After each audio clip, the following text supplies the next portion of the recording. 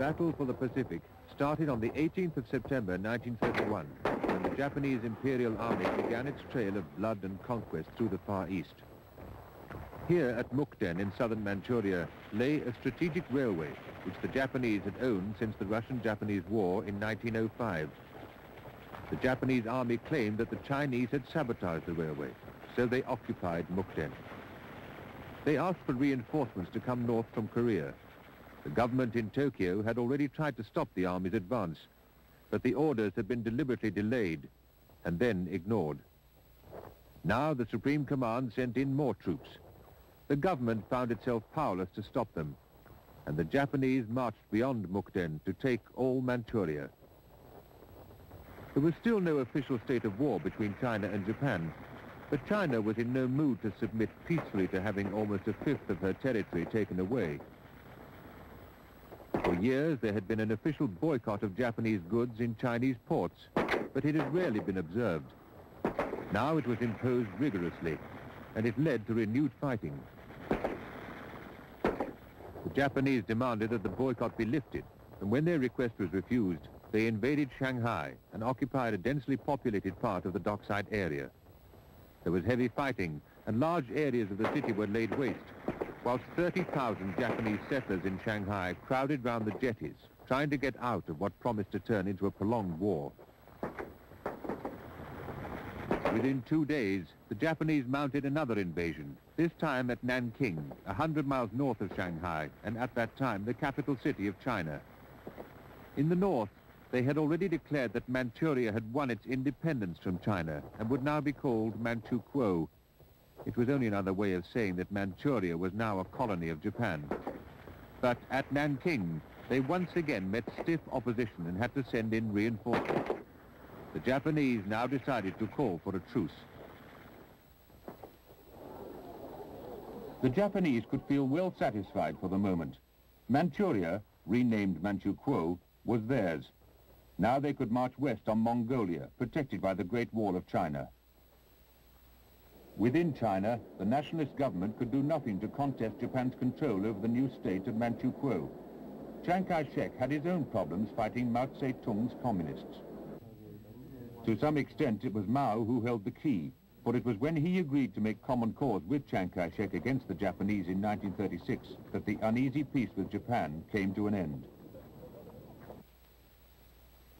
On the 7th of July 1937, the Japanese moved south of the Great Wall of China and took Peking. They invaded Shanghai again. Within 2 months, they had over 150,000 men in China.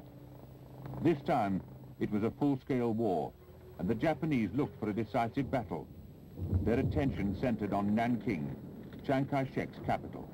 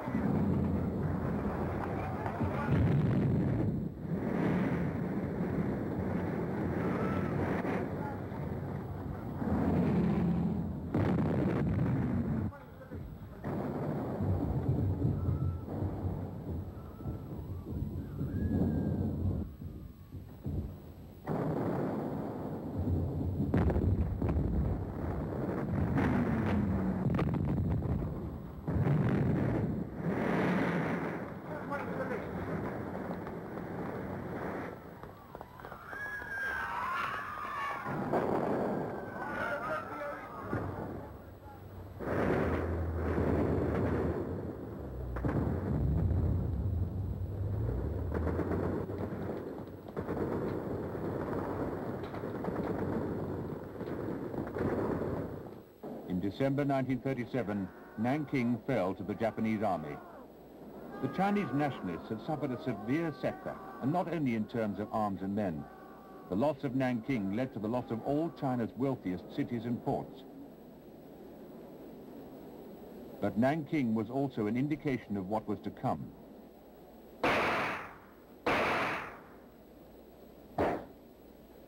Some of the worst atrocities of the war were committed here. The Chinese nationalists fought where they could, but they were soon forced to take to the rivers and the mountains of the interior, where the Japanese mechanized transport could not follow. Here they trained and re-equipped. Then, by using the difficult terrain and with equipment supplied by Germany, they managed to bring the war to a stalemate. The Japanese had neither the men nor the money to take on the Chinese in the mountains. Already they were having to move men back to Manchuria, where fighting had broken out again with the Soviet Union. So, in southern China, the Japanese decided to dig in and starve the Chinese out. But the Japanese army, in turn, was already being starved of oil.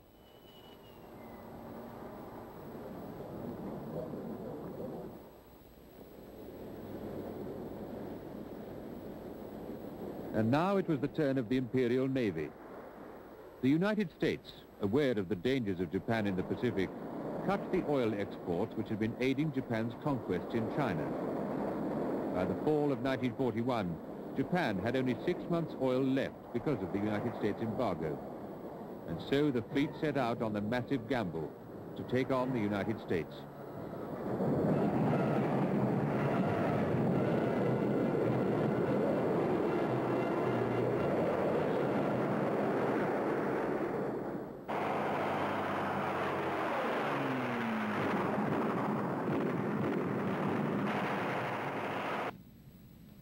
The target was Pearl Harbor. Here the American forces felt immune from attack.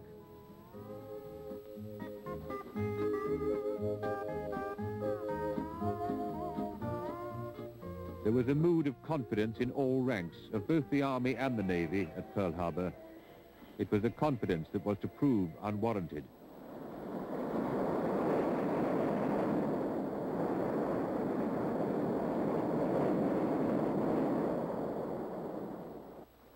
Some in Washington knew. The Japanese embassy had been told to destroy their papers, and the Americans had decoded the messages. They knew that 1300 hours Washington time was the hour of attack. But where? General Marshall judged it would be a dawn attack. He transmitted a warning to the Philippines, Panama, San Francisco, and Hawaii. It ended, "Just what significance the hour set may have, we do not know, but be on alert accordingly." 1 p.m. in Washington is dawn at Pearl Harbor. But Marshall's warning was accidentally delayed. It was not decoded at Pearl until 7 hours after the attack.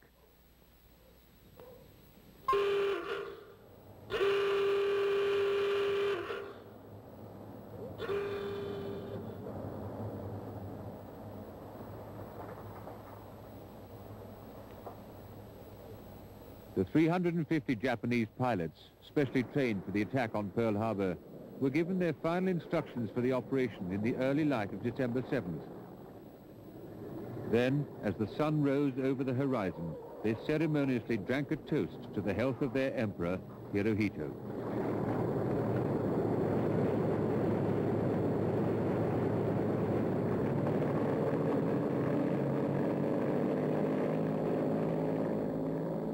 The first wave of 180 aircraft took off under the command of Captain Mitsuo Fuchida. There were 90 Kate single-engine bombers under his command, half of them carrying torpedoes, the remainder carrying armor-piercing bombs. There were 51 Val two-seater dive bombers and 43 Zeke fighters.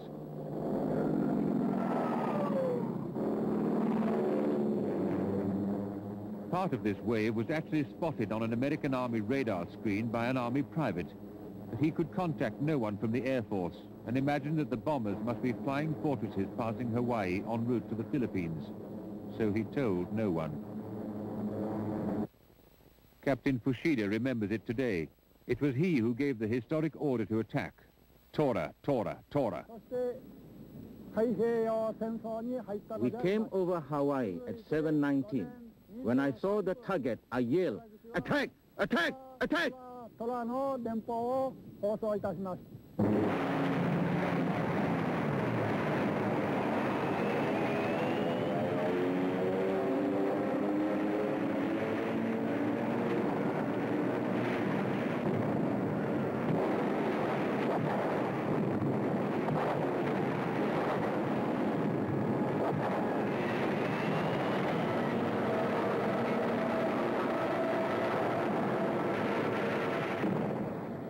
American response to this surprise attack was slow.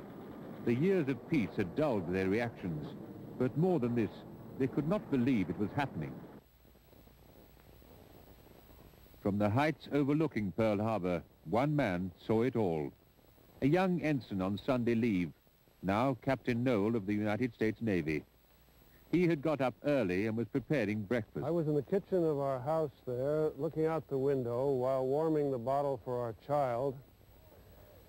I could see the entrance to Pearl Harbor, and I saw the planes, the smoke, the flame, big splashes of water, and I thought we were seeing some maneuvers that were common enough at that time. At that minute, the captain of my ship telephoned and asked me if I knew what was going on. He had heard over the radio that Pearl Harbor was being attacked. Before leaving for the base, which of course was my first reaction after the initial surprise, I went out to the base as fast as I could. Before leaving, I put my family in the care of our neighbors who were Americans of Japanese origin. And I'd like to underline at this point that no Americans of Japanese origin who lived in the Hawaiian Islands were traitors to the United States. For